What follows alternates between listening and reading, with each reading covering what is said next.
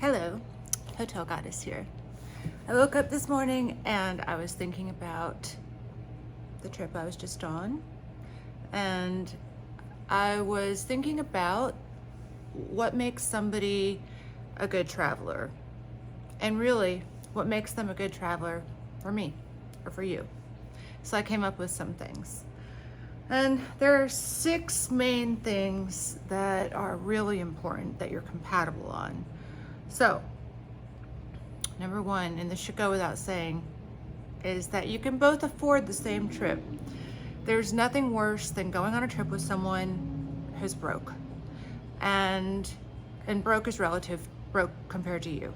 So you want to go to a nice restaurant and they're like, let's go to the grocery store and get a can of tuna. That's not going to work, right? You need to be on the same page as far as what you consider to be a vacation restaurant. And some people want to eat at Michelin star restaurants every night. I'm not like that.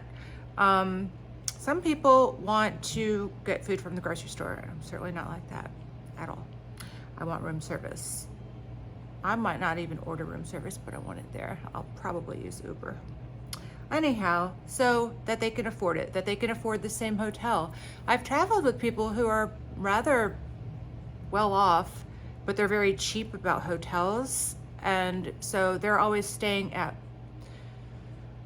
boutique hotels. These are also the people that always want to share a room with you. And they tend to be the people who pack a lot of stuff. Anyway, some people do not like to spend anything on a hotel. And they would rather spend a lot on a flight. I will not really spend much on a flight because I think of it as, for the most part, like it's nice to be upgraded, but it's kind of like a bus in the air at this point. Like when you're in first class and there are a whole bunch of screaming kids up there, which you see all the time now, there's nothing that luxurious about being in a section with a bunch of kids. So, and it boggles my mind when people spend a lot of money on an airline ticket to only be on that plane for 4, 6, 8 hours. And then they're cheap about the hotel, where they're going to be in that hotel a lot of the time on vacation, I would think, if it's a nice one. And it's really the thing that makes your rest better. And I mean, the hotel is very valuable to me. So anyway, so they can afford it. That's number 1. They can afford traveling the same way you can afford traveling. Number 2, you want to travel with somebody who is flexible as far as their schedule, because there are 2 types of people. There are people who are very regimented about traveling, and there are people who are very flexible. You want to travel with someone, if you're flexible like I am, who's also flexible. So you can just sort of be like, today we're going to do this. Oh, the weather's not that great. Let's do that some other day, and maybe we could check this out. So you want that flexibility in there. And there are people who, I would call it their travel style. There are people who travel like tourists, and that means that they go to a place and they want to see every single thing in that place because they're never going there again. That's their one and done time. And so they are very touristy. They want to do all the tourist stuff. They want to come back and have the picture of, I did this, I went this. I mean, and there are people who travel in a much more relaxed way, which I fall into that category. And for me, an ideal travel partner falls into that category, where it's like, we might be in Rome, but we might not go see the Colosseum. I didn't go see the Colosseum until I don't remember, maybe it was my 8th time in Rome or so before I bothered to see the Colosseum. And that was only because my parents were there and they were not going to probably go again. I think my mom did end up going again, but my dad didn't. He's dead. That was his one and done time. So he had to see the Colosseum. I feel like I'll get to it when I get to it. I'll see Rome for the rest of my life. I'll be visiting Rome, you know. So there are different styles, and you need that schedule flexibility. And if you're a tourist type and you want to go and you want to have a booked schedule and you want to hop off the plane and I'm on the Segway tour and I'm on this tour and I'm on that tour, You need to travel with somebody who likes to do that. If you're a chill, wander around the city traveler, which is really what I am, and you end up seeing everything that way anyway, because you sort of just, if you let the path lead you, you'll end up seeing all the cool stuff. So there's really no reason to worry too much about it, in my opinion. Especially if you love a place, you're gonna go back. If I don't love a place, I become a tourist there, and I start going and seeing the things that I feel like I have to see. Like when I realized that Paris is not really my city, that was on my second time ever going to Paris. I was like, out of all the cities I've been to, I don't feel much of a connection with this one. And so I went to the Louvre because I was like, I don't think I'm gonna come back here, so let me go to the Louvre. Otherwise, I probably wouldn't have made it to the Louvre. And the Louvre was awesome. I was really glad I went. Huge, huge. So, schedule flexibility, travel style. The third thing is, and this has to do with if you're gonna be sharing rooms. If you're not sharing rooms, this won't matter. And it's really nice not to share rooms actually, but sometimes it's a lot more practical to share rooms. And there are some people that are so quiet you don't mind sharing a room with them.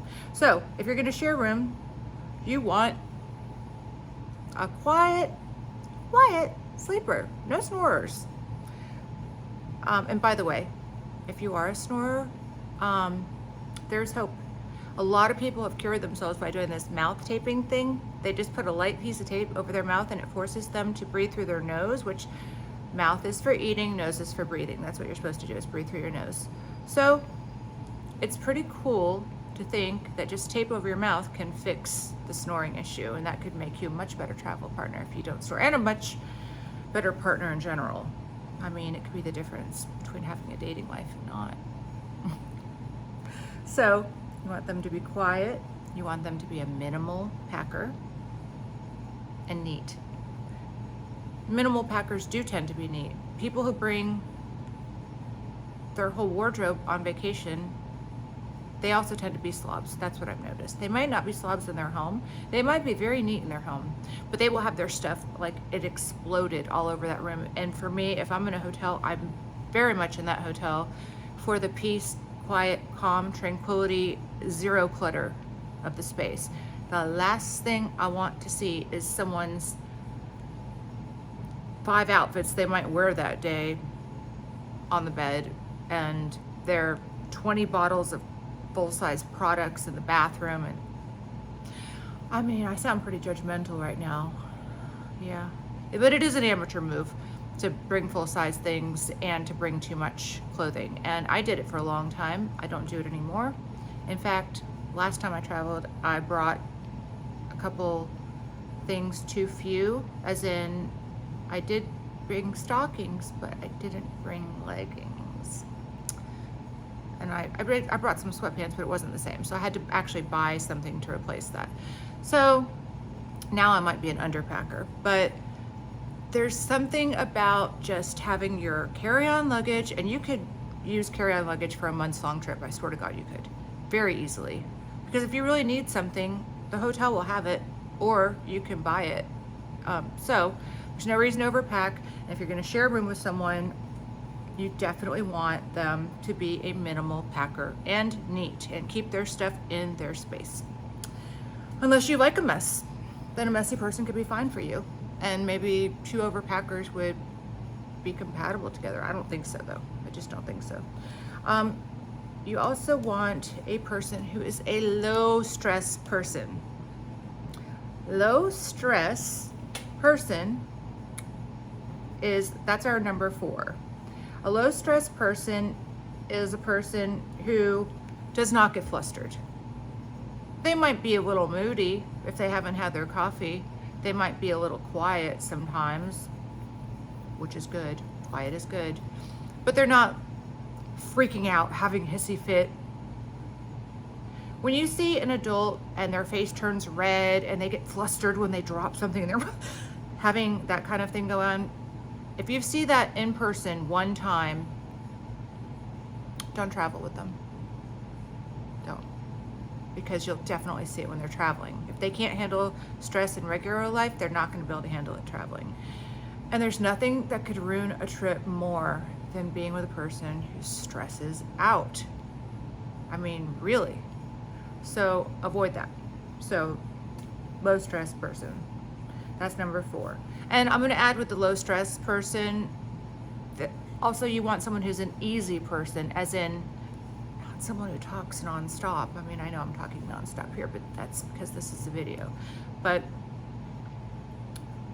it's nice when you're traveling to be able to be around somebody where you don't have to talk the whole time. And the person I like traveling with, we might not talk for hours, and I like it that way. We both like it that way. We like to chill. So a low stress, quiet person. Okay, so the next on the list is going to be the food preferences. And food preference means how often do they want to eat a day. Sometimes you're traveling with someone and you like to eat once a day and they like to eat 4 times a day. I mean, really, they're going from meal to meal to meal to meal. And other people might never want to eat. So it's nice to travel with someone if you can find out what is their meal preference, that it's within reason compatible. And also, if they like ethnic food and you like ethnic food, that's going to be great. If they only like hamburgers and chicken nuggets and you like exotic foods, it's really going to put a damper on the trip. So especially if you're going someplace exotic, you really want to be careful about the person's eating habits, and if they're a picky eater and you're stuck eating at restaurants for picky eaters, or if they're like, I'm gluten-free, blah, blah, blah, blah, blah, blah, blah. I mean, obviously that person's not that much fun anyway. If they have to talk about it, if they can't just work around their allergies in a cool, quiet way where you're not going to have to even notice them. I mean, a lot of people have allergies these days, a lot more than used to. But there are plenty of people who have them, and when they're on vacation, they just sort of work around it. Or, strangely, for people who can't eat gluten or are sensitive to gluten, I'm even somewhat sensitive to gluten in the United States. In Italy, I can eat pasta no problem. Perfectly fine, because their food is so much less processed than ours. So sometimes allergies, when you're in a place where the food quality is higher than the United States, they'll go away anyway. It's pretty cool. Okay, and then the last thing that is very important is this person able to be independent? Can they do their own thing? And that means if they want to take a surfing lesson, and I don't want to take a surfing lesson, not really. I saw that lady who lost her arm taking a surfing lesson, another one who lost a finger. No, thank you. I do like going in a submarine though. Not the same, but. So if they want to do a surfing lesson and you don't, I mean, it's nice to be around somebody who's cool if they go do something and you go do something. You don't have to be together the entire trip. You do not have to hang out nonstop. Just because you're traveling together, it doesn't mean you're glued to the hip. So independent, that's number 6. I hope that this has helped you, I don't know, maybe have a little list of things to look at before you plan a trip with someone. And keep in mind that if it's an iffy, if any of these answers are iffy, it could be better to go alone, a lot better. There's nothing wrong with traveling solo. In fact, usually you'll meet people when you're traveling by yourself anyway, so there's no reason to bring sand to the beach. If the person is not going to be fun to be around, go by yourself. Don't risk it. And certainly, if you're not sure about the person, do not share a room with someone you are not sure about traveling with, because it can just be awful. It could be awful for so many reasons. Like I said, like a crowded mess, stuff everywhere, of that, and they could be talking nonstop. They could be having hissy fits. All these things have happened to me, and all these things have happened for me. All these things have happened in life for me to teach me what kind of person I'm compatible traveling with. And don't travel with someone just for the financial reasons. It's better to travel by yourself, even if it means staying at a place that's not as great, even if it means being a little more on a budget. And what I would mostly suggest is just don't go as long. You don't have to go someplace for 2 weeks to travel. Why don't you just go for 4 days, 5 days, take a taste, see if you like it. And then you can afford to do it without having to go with somebody in here who may ruin your trip. So always opt for going alone, and I would suggest going for less time. I would suggest cutting time off before I would suggest really slumming it in the hotel department personally. Because the nicer hotel you stay in, the more likely you are to meet people who have things in common with you. That's just how it works. So this is all if you like hotels, but let's hope that you're not watching me if you don't like hotels, right? Why would you? You wouldn't see any of the things I'm saying as true if you're not into hotels. You have to be a hotel lover to understand what I'm saying. But if you love hotels, if you told me you can go to this amazing 5-star hotel like the Shangri-La on the Bosphorus in Istanbul, which is one of my favorite hotels I've ever been to. You can go there for 4 days, even 3. Or you can go to the Hyatt in that same city, which is a Park Hyatt, but it's nothing great compared to that Shangri-La, nothing. Because it's a Hyatt versus a Shangri-La. So, but you can go to that Hyatt for 7 days. I don't even have to think about it. I'm not there to see every single thing in that city. I've already gone to that city, and I intend to go back to that city several times. It's a beautiful, amazing city. Definitely check out Istanbul. I mean, Europe and Asia meet right there. And it's a no-brainer to me, even though I love that city so much, that I would rather stay in that beautiful hotel looking at the river and just with complete luxury around me than to stay in another hotel which is nice but not amazing like that. I hear there's a Six Senses there that's incredible too, so I'd like to check that out. Anyway, I hope that I've given some food for thought, and if you have any rules or if you have any things that you look for when choosing someone to travel with, let me know what they are. I'd love to hear it. So stay safe and travel soon.